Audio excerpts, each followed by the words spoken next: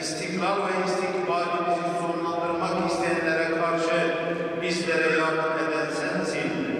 Ya Rabbi, vatanını canından aziz bilen, her türlü hayasızca arkana dur diyen milletimize nusretinle yardım eyle.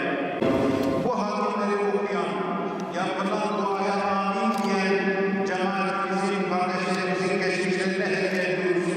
İlahi Rabbi vasıl eyle Allah'ım.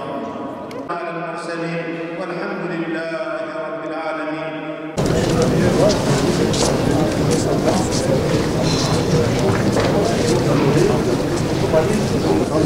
Yemek yemiyor musun?